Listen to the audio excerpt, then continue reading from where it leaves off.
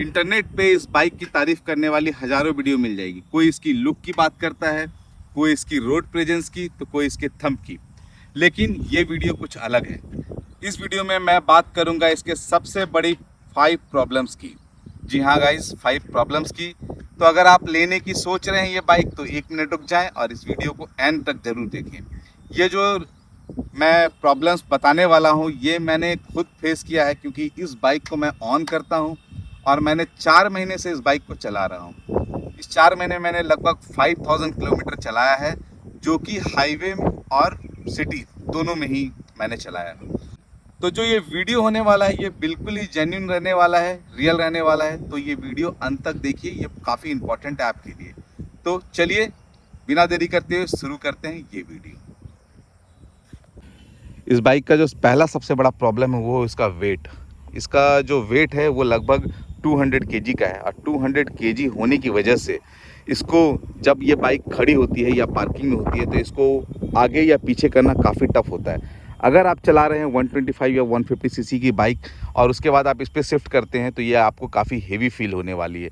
तो थोड़ा सा आप सोच समझ के इस बाइक को ले। हाँ, लेकिन एक बात मैं बोलूँगा, जब ये रोड पे चलती है तो बिल्कुल भी आपको प्रॉब्लम नहीं करती है। तब आपको फील ही नहीं होगा कि ये बाइक इतनी हेवी है। वैसे भी अगर आप प्लेन जगह पे इसको आगे पीछे कर रहे हैं तो भी आपको प्रॉब्लम नहीं होगा। प्रॉब्लम कब होता है? जब आप किसी ऐसे जगह पे खड़े हो जहाँ पे कहीं स्लोप है। जैसे मैं आपको दिखाता हूँ, अभी ये इस जगह पे एक स्लोप है। मैं अगर बाइक को इधर नीचे कर दूँ और फिर पीछे की तरफ खींचूँगा तो मैं यहाँ से इसको पीछे नहीं ले जा पाऊँगा। तो ये सारी कुछ प्रॉब्लम है इस बाइक के साथ। हेवी वेट होने की वजह से इसको आगे पीछे करना तो मुश्किल है, लेकिन हाँ, जब रोड पे ये चलती है तो इस हेवी वेट होने की वजह से इसका रोड प्रेजेंस, रोड पे जो इसका पकड़ है वो काफ़ी अच्छा रहता है और काफ़ी चिपक के चलती है रोड से ये, और काफ़ी कॉन्फिडेंस देता है आपको ये। आइए मैं एक बार आपको दिखाता हूँ, जो मैं आपको बोल रहा हूँ वो मैं आपको एक बार प्रैक्टिकल करके दिखाता हूँ। देख सकते हैं आप, बाइक अभी है मेन स्टैंड पे। अभी इसको हम लोग मेन स्टैंड से उतारेंगे और फिर थोड़ा सा टेस्ट करने के लिए इसको नीचे लेकर बैक पुश करेंगे।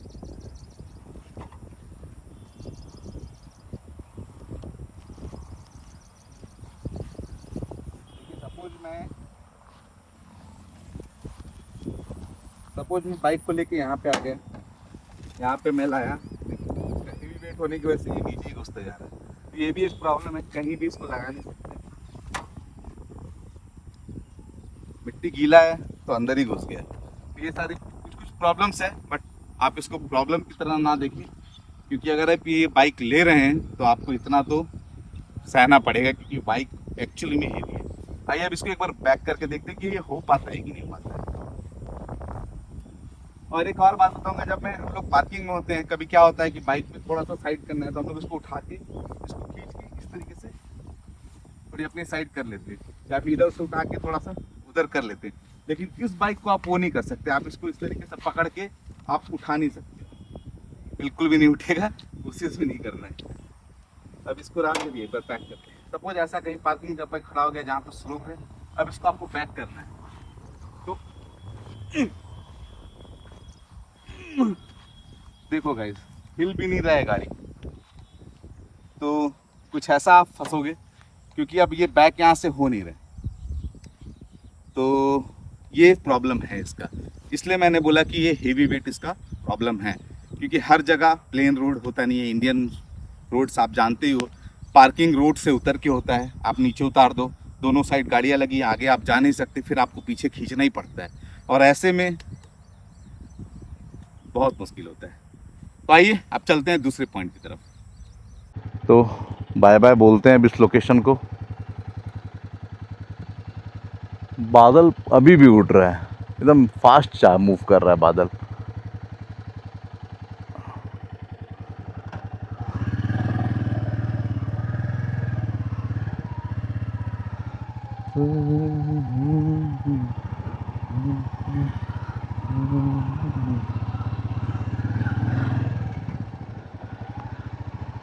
आगे की जो बातें हैं अब हम लोग चलते चलते करते हैं।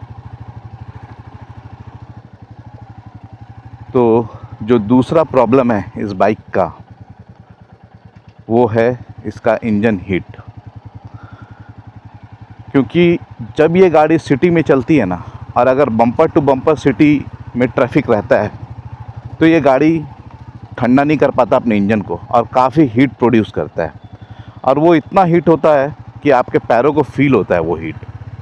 हाँ, इसके अलग अगर ये बाइक हाईवे पे चल रही है या फिर खुले रोड्स पे चल रही है जहाँ पे अच्छा खासा स्पीड मेंटेन कर पा रही है बाइक, लाइक 40-50, और रुक रुक के नहीं चल रही है, अगर ऐसा रहता है तो गाड़ी का इंजन बिल्कुल भी गर्म नहीं होता, ये खुद को ठंडा करता रहता है, क्योंकि ये एयर कूल्ड इंजन है। ओह सांप, क्योंकि ये एयर कूल्ड इंजन है गाइस, तो जब ये हवा का प्रेशर आता है तो उससे ये बाइक ठंडा होता रहता है। और आप रास्ता देख सकते हैं किस तरीके का है, मड वाला रास्ता है, बट इस पर भी ये कॉन्फिडेंस दे रहा है। तो मैं प्रॉब्लम्स में इसके प्रोज को डिस्कस करने लग गया। खैर आगे बढ़ते हैं इस वीडियो पे। तो इंजन हीट तो है और अच्छा खासा है, लेकिन तब जब ये गाड़ी बहुत ज़्यादा ही ट्रैफिक में होती है और जो आपका इंजन है वो कूल नहीं हो पाता है क्योंकि हवा नहीं लग पाता है। मैं आपको एक बार दिखाता हूँ कि इंजन कैसे कूल होता है। देख रहे होंगे ये इंजन है, और जब गाड़ी चलती है ना स्पीड में तो जो एयर है वो इस पर टकराता रहता है, तो जिससे ये ठंडा होता रहता है। लेकिन जब ये सिटी पे रहती है, खड़ी रहती है, तो जो इसके अंदर जो क्रैंक शाफ्ट होते हैं वो काफ़ी स्पीड पे मूव करते हैं, जिसकी वजह से काफ़ी हीट प्रोड्यूस होता है। और क्योंकि ये चल नहीं रहा होता है, ट्रैफिक में फंसा हुआ रहता है, जिसकी वजह से ये हीट प्रोड्यूस करने लगता है। लेकिन जैसे ही फिर आप इसको चलाने लगते हो तो इस पर फिर हवा लग लग के ये ठंडा हो जाता है।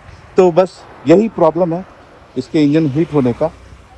तो गाइस, जो इसका थर्ड प्रॉब्लम है वो है इसका टॉप स्पीड।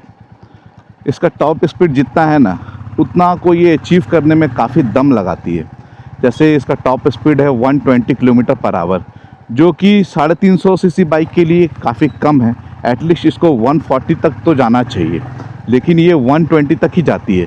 और 120 इसका लास्ट स्पीड है, जिसकी वजह से क्या होता है कि आप जब 100 के ऊपर जाते हो 110 तक अचीव कर लेते हो, लेकिन 110 के ऊपर जब आप इसको खींचने की कोशिश करते हो तो ये गाड़ी पूरा दम लगा रहा होता है अपना, और आपको ऐसा लगेगा कि गाड़ी में प्रॉब्लम्स हो सकती हैं, तो आप खुद ही नहीं चलाओगे इतनी स्पीड पे फिर आप इसको। तो हाँ, आप इसको 100 तक आराम से क्रूज़ कर सकते हो, और वहाँ तक चलाने में आपको ये ज़्यादा प्रॉब्लम नहीं देगी। और अगर बात करें इसके नेक्स्ट प्रॉब्लम की, तो ये फोर्थ प्रॉब्लम है आपका इसका टॉप स्पीड पे जब ये चल रही होती है, यानी कि 100 पे, तो इसका वाइब्रेशन। जब आप हाईवे पे होते हो तो क्या होता है कि आप 80 पे तो चलोगे नहीं, 90 पे तो चलोगे नहीं।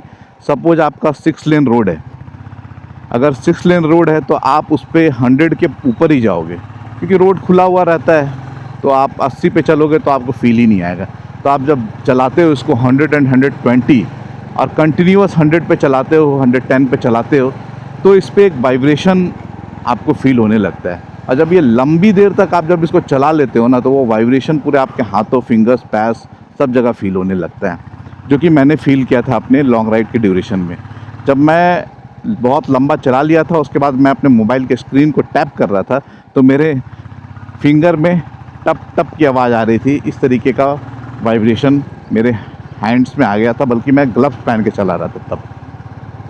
तो कुछ ऐसा है इसका टॉप स्पीड पे वाइब्रेशन। हाँ, लेकिन अगर आप 80 तक चला रहे हो इस बाइक को, तो आपको वाइब्रेशन कुछ फील नहीं होता है। बहुत मक्खन की तरह चलती है ये बाइक। सिटी के लिए तो काफ़ी स्मूथ है, कोई दिक्कत नहीं, क्योंकि सिटी में आप 40, 50 या 60 ही चलाओगे, उससे ऊपर नहीं। हाँ, हाईवे पे जब जाते हो तो 80 तक आप इसको चला सकते हो, तो वाइब्रेशन नहीं है। हाँ, 90 पे जब जाओगे तो थोड़ा वाइब्रेशन होता है, बट वो भी ठीक है, इरिटेट नहीं करता। लेकिन हाँ, जब आप इसको 100 के ऊपर ले जाते हो तो वो वाइब्रेशन थोड़ा इरिटेटिंग हो जाता है।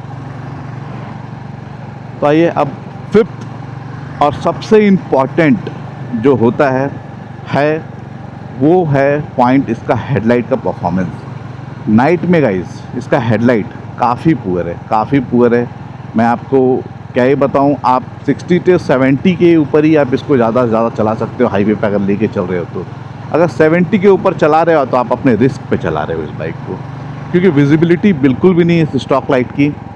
और इसका लाइट का परफॉर्मेंस इतना ख़राब है कि अगर 7 टर्न से और आप स्पीड पे चल रहे हो 80 पे, तो आपको समझ में नहीं आएगा। जब आप क्लोज पहुंच जाओगे तब आपको दिखेगा या टर्न्स है या फिर गड्ढे हैं, पॉटहोल्स हैं, और ऐसा काफ़ी रिस्की हो जाता है ऐसे में बाइक को चलाना।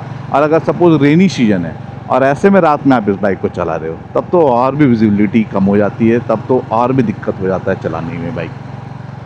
तो कुछ ऐसा है, क्योंकि मैंने इस बाइक को काफ़ी चलाया है, दिन में, रात में, बरसात में, धूप में काफ़ी चलाया, तो सारा कुछ एक्सपीरियंस करके बैठा हूँ और इस एक्सपीरियंस से मैं बता रहा हूँ आपको ये सारी प्रॉब्लम्स। तो कुछ ये टोटल प्रॉब्लम्स थी इस गाड़ी में, ये 5 प्रॉब्लम्स जो मुझे मेजर प्रॉब्लम्स लगी। ऐसे छोटे छोटे प्रॉब्लम्स तो काफ़ी होते हैं बाइक्स में, जैसे कोई भी बाइक ले लो, कुछ ना कुछ प्रॉब्लम तो उसमें होगा ही।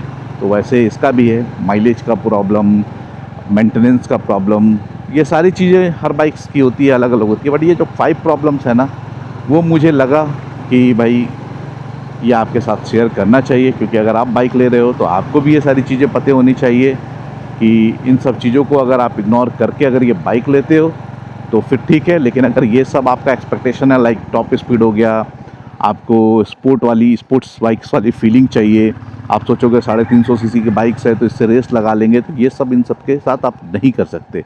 इस बाइक को लेके आप इंजॉयमेंट वाली राइड फील कर सकते हो, एकदम रिलैक्स वाली फीलिंग है इसमें, राइड पोजीशन इसका शानदार है। तो ये सारी चीज़ें हैं इस बाइक में। तो अगर आप लेने का प्लान कर रहे हैं तो ये सारी जो मैंने डिस्कस किया पॉइंट्स, ये आपके लिए काफ़ी इम्पोर्टेंट रहने वाला है, और इन सब को ध्यान में रख के आप सेलेक्ट करें बाइक अपने लिए, क्योंकि बाइक इंसान बहुत मेहनत से ख़रीदता है और बहुत ही उम्मीद से ख़रीदता है। तो जो आपकी प्रायोरिटीज़ हैं उनके अकॉर्डिंगली आप बाइक को सेलेक्ट करें तो आप सेटिस्फाइड रहोगे। तो गाइस, ये थी क्लासिक 350 की 5 सबसे बड़ी मेजर प्रॉब्लम जो कि मैंने अपने ऑनरशिप के दौरान फील किया। लेकिन इन सब के बावजूद गाइस मैं एक बात कहना चाहूँगा, ये बाइक चलाने में काफ़ी मज़ेदार है। इसका फील है गाइस, मैं आपको एक्सप्लेन नहीं कर सकता। आज भी जो इसकी लुक है, इसका रोड प्रेजेंस है और जो इसका थंप है, इसका दबदबा है मार्केट में। इतनी पुरानी बाइक होने के बाद, जो कि काफ़ी टाइम से चलते आ रहा है, आज भी अपने दम पे ये स्टैंड करती है। तो गाइज़, अगर आप लेने का प्लान कर रहे हैं तो ये सारी प्रॉब्लम्स अगर आप झेल सकते हो तो आप ज़रूर इस बाइक को लो। लेकिन एक बात मैं कहूँगा कि ये बाइक अगर आप लेते हो तो बिल्कुल भी ये बाइक आपको निराश नहीं करेगी, क्योंकि मैं खुद ऑन कर रहा हूँ और खुद मैं फुल्ली सेटिस्फाइड हूँ। क्योंकि ये सारी प्रॉब्लम्स तो इस बाइक के साथ आती है, बट आपको मज़ा ही देगी, इरिटेट नहीं करेगी।